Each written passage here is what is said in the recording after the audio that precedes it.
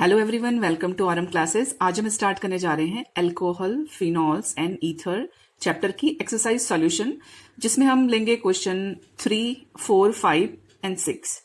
तो आज ये जो चैप्टर है इसको हम कंप्लीट करने वाले हैं। तो चलिए स्टार्ट करते हैं थर्ड क्वेश्चन से। Answer in brief. First question is explain why phenol is more acidic then ethyl alcohol. तो चलिए क्वेश्चन देखते हैं ये। तो ये एक्सप्लेन करने के लिए कि फिनॉल्स अल्कोहल से क्यों बेटर एसिडिक कैरेक्टर्स देते हैं, उसके लिए हम सबसे पहले रेजोनेंस स्ट्रक्चर देखेंगे कि फिनॉल्स एंड अल्कोहल्स में से कौन ज्यादा रेजोनेंस स्टेबलाइज्ड होता है, तो उससे हमको आंसर मिलेगा इसका। तो यहां पे हमने रेजोनेंस स्ट्रक्चर लिखे हैं। This is phenoxide ion. यहाँ पे अल्कोहल अगर लूज करता है एक हाइड्रोजन को तो वो फिनॉक्साइड आयन बनाता है। This is phenoxide ion. अब आप देख रहे हैं कि ऑक्सीजन के पास ये 2 लोन पेयर्स हैं और एक ये आपका इलेक्ट्रॉन पेयर है, जो कि हाइड्रोजन जब लीव करता है इसको तो इसको यहाँ पे इलेक्ट्रॉन छोड़ के जाता है। तो in this case this oxygen के पास जो इलेक्ट्रॉन्स हैं ये बेंजीन रिंग के कॉन्जुगेटेड सिस्टम में रहेंगे। इसमें ये डीलोकलाइज होंगे बेंजीन रिंग के साथ, और बेंजीन रिंग के जो पाई इलेक्ट्रॉन्स हैं ये भी इसके साथ इस लोन पेयर के साथ कॉन्जुगेटेड सिस्टम में रहेंगे। तो दिस वे हम क्या समझते हैं फिर एसिडिक बिहेवियर ये क्यों देगा? ये इसलिए देगा क्योंकि जो H+ इस फिनॉल ने लूज किया एक्वस सॉल्यूशन में, जो ये लूज करेगा और ये बनाएगा O- और हाइड्रोनियम आयन H इसके पास चला जाएगा। तो इस केस में अगर आप ये नोटिस करें कि फिनॉक्साइड आयन, ये आयन अगर खुद में रेजोनेंस स्टेबलाइज करता है तो ये सॉल्यूशन से H+ आयन को दोबारा वापस नहीं लेगा। एक तो ये रीजन भी है इसमें। तो दैट वे ये H+ रिलीज करके रखता है, तो इसका मतलब ये एसिडिक बिहेवियर देगा ज्यादा। दूसरा इसमें रीजन होता है, वो हम आगे नेक्स्ट क्वेश्चंस में पढ़ने वाले हैं कि अगर आप यहाँ पे कोई इलेक्ट्रॉन विड्रॉइंग ग्रुप ऐड करते हैं तो हम एसिडिक बिहेवियर को और ज्यादा इंक्रीज करते हैं। मतलब उसमें क्या होता है कि ये रिंग ऐसा फील करेगी जैसे वो इलेक्ट्रॉन डेफिशिएंट है, तो ये ऑक्सीजन H+ को जल्दी से जाने देगा। क्यों? क्योंकि H+ इसको इलेक्ट्रॉन दे के जा रहा है। तो इस क्वेश्चन के एक्सप्लेनेशन में सबसे पहले आपने रेजोनेंस स्ट्रक्चर बनाने हैं। There will be 5 resonance structure of phenoxide ion. ये बार बार आपके काम भी आता है। तो फर्स्ट स्ट्रक्चर इज दिस, जिसमें ये इलेक्ट्रॉन पेयर यहाँ पे आएगा, डबल बॉन्ड बनाएगा, और ये वाला पेयर ऑफ इलेक्ट्रॉन यहाँ पे आएगा इस कार्बन पे ऐसे। सेम वे ये इधर आएगा और ये जो पाई इलेक्ट्रॉन्स हैं ये वापस यहाँ पे आएंगे ऐसे। ठीक है। फिर यहाँ पे ये जो पेयर ऑफ इलेक्ट्रॉन है ये यहाँ पे आएगा डबल बॉन्ड बनाने के लिए, और इसने वापस जाना है यहाँ पे ऐसे। एंड अगेन ये जो आपका इलेक्ट्रॉन है ये यहाँ पे फिर से बॉन्ड फॉर्मेशन के लिए आएगा, और फिर से जो इलेक्ट्रॉन है ये इसको वापस ले लेगा ऐसे। तो in this case we will get 1, 2, 3, 4 and 5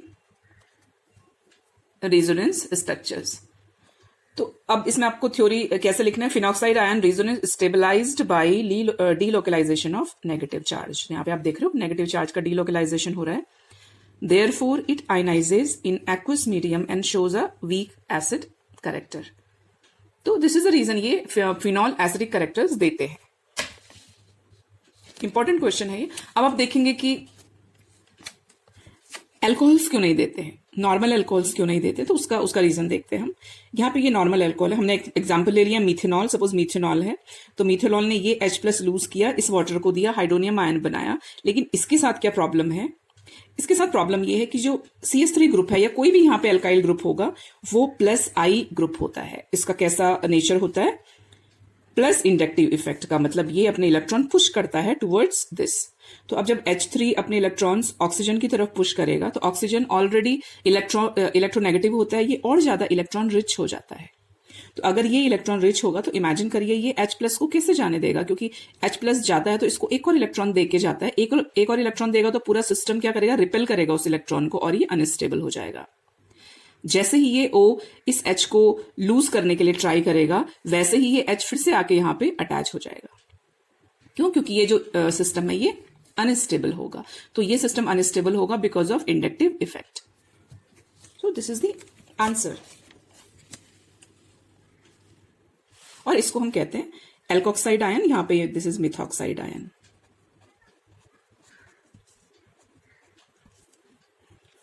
electron donative inductive effect of alkyl group destabilizes the alkoxide ion. Therefore, alcohol does not ionize much in water and behave neutral compound. ये आपको ध्यान रखना है, neutral compound in aqueous medium. तो important question है ये, इसको important mark करेंगे आप। नेक्स्ट क्वेश्चन है, इसी से रिलेटेड है, आप देखिए अभी समझ आएगा ये अच्छे से। Explain why paranitrophenol is a strong acid then phenol. तो अभी हमने फिनॉल पढ़ा कि why phenol phenol gives acidic character, though they are weak acid, लेकिन वो देता है एसिडिक करेक्टर। लेकिन अगर हम नाइट्रो ऐड कर देते हैं तो वो बेटर एसिड्स क्यों देते हैं?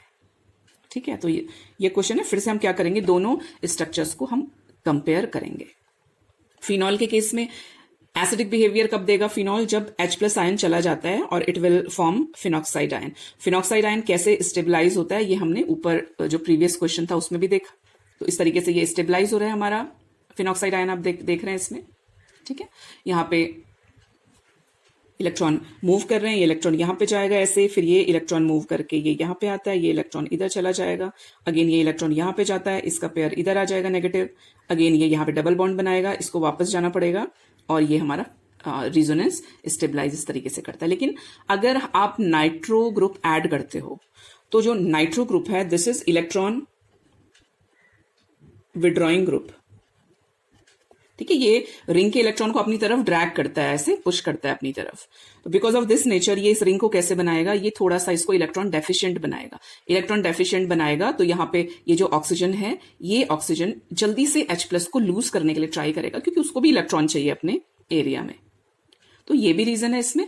और हम अगर रिजोनेंस पे बेस्ड हम बात करते हैं तो रिजोनेंस स्ट्रक्चर्स में स्टेबिलिटी कुछ फैक्टर्स पे डिपेंड करती है, ये हमने पढ़ा था। उसमें से एक फैक्टर ये भी है कि जितने ज्यादा रिजोनेंस स्ट्रक्चर होते हैं, एंड बेसिकली अगर रिजोनेंस स्ट्रक्चर में नेगेटिव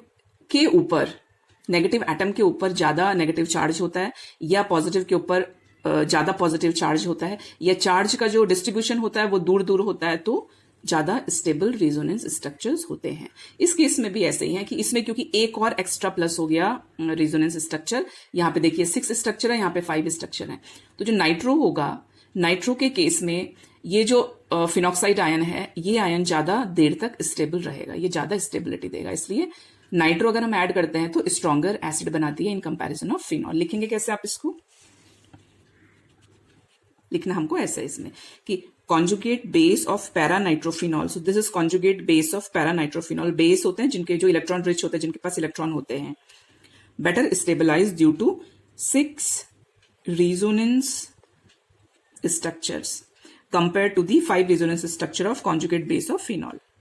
दूसरा रीजन आप लिखेंगे कि nitro group being electron withdrawing group helps to make ring electron deficient. It helps to OH का जो ग्रुप है OH to lose hydrogen ion. तो क्योंकि nitro group electron withdrawing group है, वो रिंग को इलेक्ट्रॉन डेफिशिएंट बनाता है, दिस वे OH को बेटर वे से लूज करता है। ठीक है, तो उस रीजन से जो एसिडिक बिहेवियर होता है, वो नाइट्रो ग्रुप ऐड होता है तो वो बेटर एसिडिक बिहेवियर देते हैं। Next question is right two point of difference between properties of phenol and ethyl alcohol. तो फिनॉल एरोमेटिक एल्कोहल्स हैं और इथाइल अल्कोहल्स हमारे नॉर्मल अल्कोहल्स हैं, एल्काइल्स के अल्कोहल्स हैं। तो इनमें जो डिफरेंस होगा वो काफी बेस्ड होगा अलग अलग जो हाइड्रोकार्बन ग्रुप्स हैं उन पे। तो फर्स्ट है phenol, aqueous solution of phenol turns blue litmus to red, मतलब ये वीक एसिडिक बिहेवियर देते हैं, दीज आर वीक एसिड। लेकिन इथाइल अल्कोहल अभी हमने पढ़ा प्रीवियस क्वेश्चंस में कैसा है, न्यूट्रल है, न्यूट्रल टुवर्ड्स लिटमस। सेकंड है, ये आप याद रखेंगे ये इक्वेशन कि एल्कलीज के साथ रिएक्ट करके जो फिनॉल्स हैं वो फिनॉक्साइड आयन देते हैं, सोडियम फिनॉक्साइड सॉल्ट बनाते हैं। ये एल्कली के साथ रिएक्ट करते हैं, क्यों करेंगे? क्योंकि नेचर इनका एसिडिक है और ये बेस हो गए, तो एसिड बेस रिएक्ट करके सॉल्ट बनाते हैं। अब क्योंकि हमारे जो एल्काइल अल्कोहल्स हैं ये क्योंकि न्यूट्रल हैं नेचर में, तो ये बेसिस के साथ रिएक्शन नहीं करते हैं, नो रिएक्शन आएगा यहाँ पे। नेक्स्ट प्रॉपर्टी अगर आप देखते हो इसमें, तो एक्वस के साथ, ये इसका एक्सप्लेनेशन है वीक एसिड का कि एक्वस के साथ ये फिनॉक्साइड आयन देते हैं। और ये आयंस कैसे हैं, ये फिनॉक्साइड आयन देते हैं, these ions are resonance stabilized. लेकिन जो एल्काइल एल्कोहल्स हैं वो एल्कोक्साइड देते हैं। ये कैसे देते हैं, ये डी स्टेबलाइज्ड होते हैं due two plus I effect. ठीक है, plus I effect. For example ये आप CS3 एग्जाम्पल ले सकते हैं, आप कोई भी एल्काइल ग्रुप ले सकते हैं, तो इसके बिकॉज ऑफ दिस ये डी स्टेबलाइज होते हैं। तो ये नेक्स्ट क्वेश्चन था। नेक्स्ट पे आते हैं, fourth. Give the reagents and condition necessary to prepare phenol from. अब हमको फिनॉल बनाना है इसमें, और हमको क्वेश्चन में दिया हुआ है कंपाउंड्स दिए हैं क्लोरोबेंजीन। तो क्लोरोबेंजीन से फिनॉल बनाना है। तो सबसे पहले हम देखेंगे कि क्लोरोबेंजीन से फिनॉल बनाने के लिए आप याद रखेंगे कि यहाँ पे हमको एक इंटरमीडिएट बनाना है which is phenoxide, sodium phenoxide. Sodium, ये क्यों हमको बनाना पड़ता है, क्योंकि जो सोडियम फिनॉक्साइड आयन है ये HCl एक्वस सॉल्यूशन में, एसिड के एक्वस सॉल्यूशन में इजिली ये यहाँ पे H+ को गेन करता है। जबकि अगर हम डायरेक्ट करेंगे तो ये डायरेक्ट Cl रिप्लेस नहीं होता, OH इस पे ऐड नहीं होता। ये हमने आगे प्रीवियस वीडियोज में पढ़े भी हैं। ठीक है, क्योंकि Cl यहाँ पे कैसे होता है, ये भी रेजोनेंस स्टेबलाइज्ड होता है। Cl और कार्बन का यहाँ पे जो बिहेव होता है इस बॉन्ड का, ये काफी C और Cl जो बॉन्ड है ये शॉर्टर होता है in comparison to single bond. तो शॉर्टर क्यों होता है, शॉर्टर होता है रेजोनेंस आपके कॉन्जुगेटेड सिस्टम में रहते हैं इसके लोन पेयर ऑफ इलेक्ट्रॉन और इसके पाई इलेक्ट्रॉन्स। तो उस वजह से यहाँ पे डबल बॉन्ड आता है इनके कैनोनिकल फॉर्म्स में। तो बिकॉज ऑफ दैट रीजन ये इतना ईजी नहीं होता यहाँ से ब्रेक करना। तो हम क्या करते हैं, स्टार्टिंग में हीट देते हैं इसको, और alkaline solution in the presence of heat या हॉट एल्केलाइन सॉल्यूशन यहाँ पे फिनॉक्साइड आयन बनाता है। इसके आगे फिर रिएक्शन इजी हो जाती है। बेंजीन सल्फोनिक एसिड से अगर हमको बनाना है तो इससे भी हमको यही करना पड़ेगा। मतलब ये दो स्टेप्स हैं, ये तो सेम रहेंगे, देखो ये दोनों स्टेप सेम है। अब यहाँ पे ONA लाने के लिए हमको यहां से क्या करना पड़ेगा कि पहले हमको यहां पे बनाना पड़ेगा सोडियम बेंजीन सल्फोनेट। सॉल्ट है ये भी।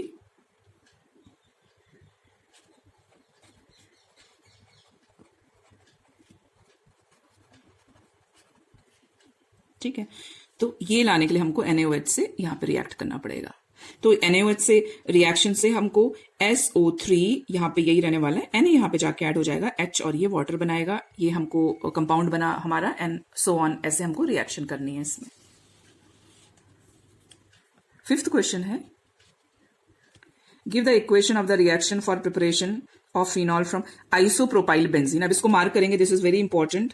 इस क्वेश्चन में एक तो ये भी आता है कि write down structure formula of cumin. तो क्यूमिन होता है आइसोप्रोपाइल बेंजीन, याद रखेंगे, क्यूमिन इज आइसोप्रोपाइल बेंजीन।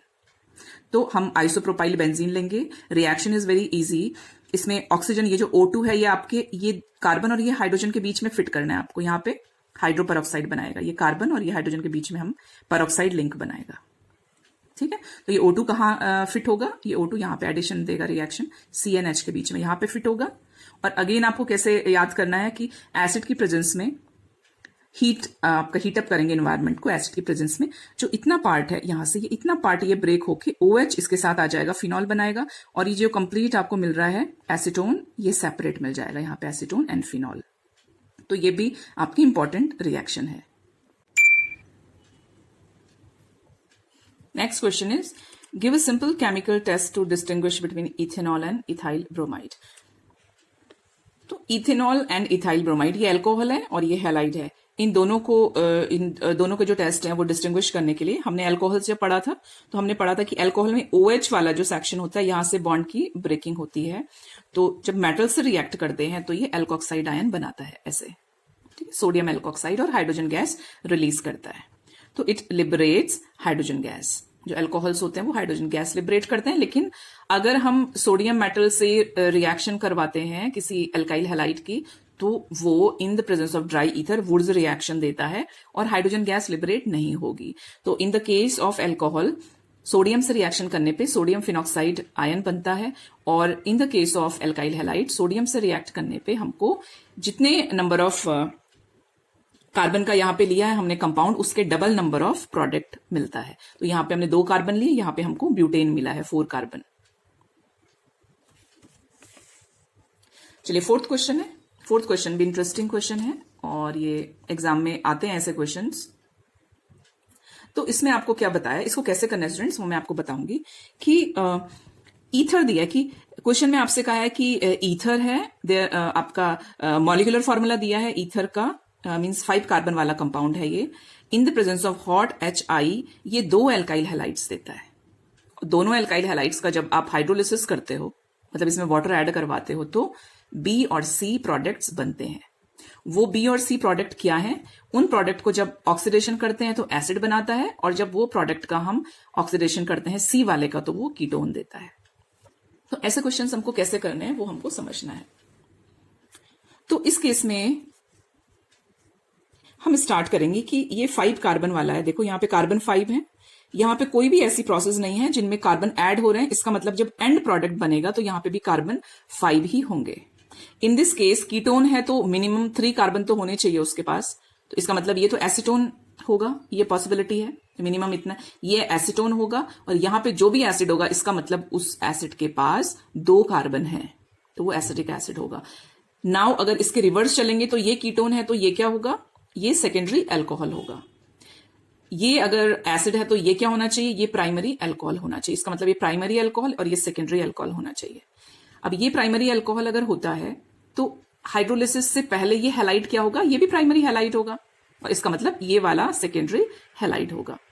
तो primary halide and secondary halide, and then हम यहां से कनेक्ट करेंगे कि ये कैसा ईथर हो सकता है।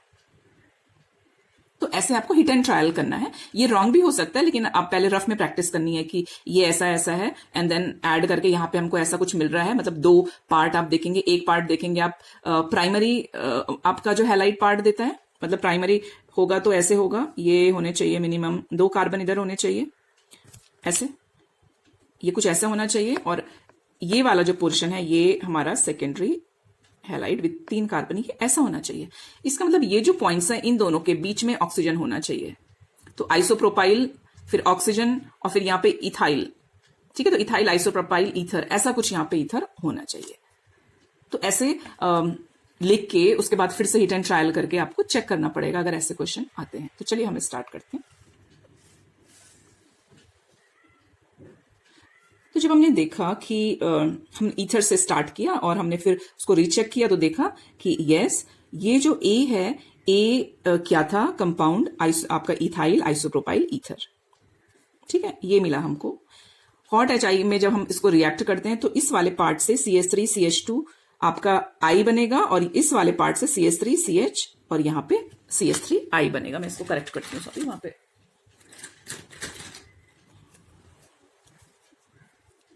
रॉन्ग है, I होगा क्योंकि हम HI ले रहे हैं ना, तो ये I होगा यहाँ पे। रिएक्टिविटी ऑर्डर भी यही होता है इस प्रोसेस में। HI जो है एसिड्स, जितने हैलो एसिड्स हैं उनमें से HI का जो रिएक्टिविटी होता है वो ग्रेटर होता है in comparison to bromo and then HCl, ठीक है। ये इसका ऑर्डर रहता है, रिएक्टिविटी ऑर्डर। तो हमको यहाँ पे जो एल्काइल हैलाइड से मिलेंगे 2, एक तो ये एल्काइल हैलाइड मिला, ये वाला इथाइल आयोडाइड, और दूसरा हमको मिलेगा आइसोप्रोपाइल आयोडाइड। तो 2 मिले हैं हमको। अब ये दोनों जो एल्काइल हैलाइड्स हैं इनका हाइड्रोलिसिस करना है। हाइड्रोलिसिस हम करते हैं alkaline solution, aqueous alkaline solution. तो यहाँ पे KOH एक्वस लिया है यहाँ पे, तो ये सब्स्टिट्यूशन रिएक्शन देगा, Br रिप्लेस करेगा और OH यहाँ पे आ जाएगा। तो इस केस में जो B बनेगा वो प्राइमरी अल्कोहल बनेगा इथेनॉल, जो C बनेगा वो सेकेंडरी अल्कोहल बनेगा, आइसोप्रोपाइल अल्कोहल बनेगा, ये सेकेंडरी अल्कोहल। अब क्वेश्चन में है कि जो B और C फॉर्मेशन हुआ है उनका ऑक्सीडेशन करके एसिटिक एसिड बनता है एक केस में, और दूसरे केस में तो ऑब्वियसली हमको मालूम है कि जब हम एल्कोहल्स, प्राइमरी अल्कोहल का ऑक्सीडेशन करते हैं तो आपके जो कंट्रोल्ड वे ना हो, अगर कंट्रोल्ड आपके मेथड से जब हम करते हैं तब तो हमको एक ही प्रोडक्ट मिलता है, लेकिन अनकंट्रोल्ड अगर करते हैं हम तो हमको ये आगे फर्दर ऑक्सीडेशन होता जाता है। तो सबसे पहले तो हमको जो मिलेगा वो एसिटल्डिहाइड मिलेगा, ठीक है। हमको एसिटल्डिहाइड मिलेगा, उसके बाद हमको एसिटिक एसिड मिलेगा, पहले नहीं मिलेगा एसिटिक एसिड। ये है एसिटल्डिहाइड।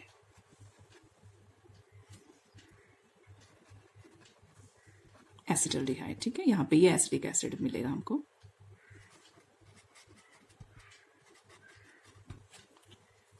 तो डी हमको मिला एसिटिक एसिड और यहां पे Br, यहां पे कीटोन मिलेगा एसीटोन। तो this is propanone IUPAC name और ये इथेनोइक एसिड।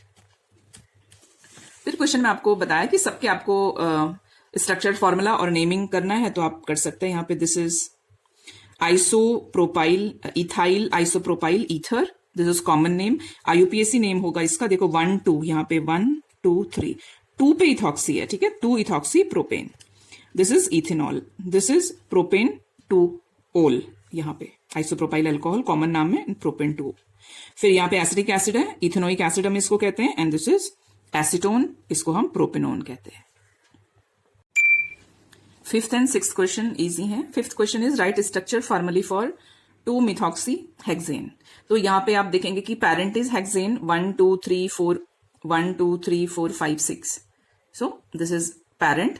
और थर्ड पोजीशन पे मिथॉक्सी है, तो 1 2 3 यहां से, या आप यहां से कर सकते हैं, यहां पे से किया हुआ है हमने 1 2 3, तो यहां पे 1 2 3 थर्ड पोजीशन पे मिथॉक्सी है, 4 5 6 ये पेरेंट है। मिथाइल विनाइल ईथर, तो विनाइल ग्रुप हमको मालूम है कि विनाइल ग्रुप होता है जब कोई फंक्शनल ग्रुप एक ऐसे कार्बन से अटैच्ड है which is sp2 hybrid carbon, जो डबल बॉन्ड से अटैच्ड रहता है, तो उसको हम विनाइल कहते हैं। तो यहाँ पे मिथाइल विनाइल ईथर, तो मिथाइल विनाइल ईथर, यहाँ पे this is methyl, this is vinyl, and O यहाँ पे दिस इज ईथर। नेक्स्ट है 1 इथाइल साइक्लोहेक्सेनॉल, तो यहाँ पे पेरेंट इज हेक्सेनॉल, यहाँ पे पेरेंट इज हेक्सेन। कैसा हेक्सेन है ये? साइक्लोहेक्सेन। तो साइक्लोहेक्सेन बनाना है आपको, फंक्शनल ग्रुप है ओल, मतलब फंक्शनल ग्रुप ओल है। यहाँ पे इसको, यहां से कोई नंबर नहीं दिया, इसका मतलब ये ऑटोमेटिक फर्स्ट पोजीशन हम इसको देंगे। और इथाइल, आपका इथाइल यहाँ पे ब्रांच है, यहाँ पे एक और ग्रुप है आपका सब्स्टिट्यूएंट ग्रुप, तो दिस इज इथाइल, तो यहीं पे आप इसको ऐड करेंगे, क्योंकि यहाँ पे OL को कोई नंबर नहीं दिया, इसका मतलब OL 1 पोजीशन पे है, तो 1 पे ही यहाँ पे इथाइल होगा। नेक्स्ट इज पेंटेन 1,4 डाइऑल, तो पेरेंट इज पेंटेन 1 2 3 4 5, 1 पे एंड 4 पोजीशन पे डाइऑल है। आप 1 यहां से स्टार्ट करेंगे तो 1 2 3 4 पे ऑल है। नेक्स्ट जो फॉर्मूला है वो है हमारा साइक्लोहेक्स 2 in 1 ओल। तो इसमें आप देखेंगे हेक्स, पेरेंट हमारा है हेक्स, मतलब 6 कार्बन का साइक्लो, तो 6 कार्बन का साइक्लो है, लेकिन सेकंड पोजीशन पे इन है और 1 पे ओल है। तो सबसे पहले हम ओल को फिक्स करेंगे, यहाँ पे 1 पे ओल है, 2 3, तो जो कार्बन डबल बॉन्ड है वो 2 और थर्ड पोजीशन पे, तो 2 और 3 पोजीशन में से जो स्मॉल नंबर होता है उसको हम लेते हैं, इसलिए हम यहाँ पे इन को 2 नंबर देंगे। Right IUPAC name of the following. अब आपको स्ट्रक्चर्स दिए हैं, इनके IUPAC नेम बताने हैं। तो सबसे पहले हम इसमें चूज करेंगे कि पेरेंट कौन है। दिस इज पेरेंट, साइक्लोपेंटेन जो है वो पेरेंट है और फंक्शनल ग्रुप इसमें OL है। तो जो साइक्लोपेंटेन है उसके साथ एज अ सफिक्स ऐड होगा ओल, तो साइक्लोपेंटेनॉल, इतना तो हो गया। अब हम देखेंगे जो ब्रांच है वो किस पोजीशन पे है, वो 1 पोजीशन पे, तो 1 मिथाइल साइक्लोपेंटेनॉल। इस केस में हम देखेंगे जो स्केलेटल है, पेरेंट है, वो है 1 2 3 4 यहाँ पे, तो 4 मीन्स की ब्यूटेन चेन है, यहाँ पे 2 फंक्शनल ग्रुप है ओल, और यहाँ पे है CH3। नंबरिंग हम जो करेंगे वो हम यहां से नंबरिंग करेंगे इसकी 1 2 3, क्योंकि लोएस्ट यहीं से नंबर्स मिलेंगे हमको। तो 1 और 3 पोजीशन पे डाइऑल है, और 2 जो पोजीशन है उसमें 2 मिथाइल है, so this is the name. एक और बात ध्यान रखेंगे कि जब ब्यूटेन यहाँ पे डाई आया है, मीन्स कॉन्सोनेंट है, वोवल नहीं है यहाँ पे, तो हम ब्यूटेन का ई लिखते हैं यहाँ पे। अगर ओल होता तो यहां से ई ओमिट हो जाता है, क्योंकि 2 वोवल्स एक साथ नहीं आते, ई एंड ओ आप एक साथ नहीं लिख सकते, इसलिए। नेक्स्ट ये स्ट्रक्चर है, तो इस स्ट्रक्चर में ये पेरेंट है, फिनॉल इज पेरेंट, और यहाँ पे 1 and 2 पोजीशन पे नाइट्रो है, इसलिए 2 नाइट्रोफिनॉल। इस केस में आप देखिए दिस इज पेरेंट, साइक्लोहेक्सेन जो पूरा रिंग है ये पेरेंट है, और ये इस पे ग्रुप है, तो दिस इज मिथॉक्सी साइक्लोहेक्सेन। तो स्टूडेंट्स ये चैप्टर का एक्सरसाइज सॉल्यूशन कंप्लीट होते हैं, ये आपका अल्कोहल फिनॉल्स ईथर, और जल्दी हम नेक्स्ट जो आपका एल्डिहाइड कीटोन कार्बोक्सिलिक एसिड वाला चैप्टर है उसका एक्सरसाइज लेके आएंगे। Thank you.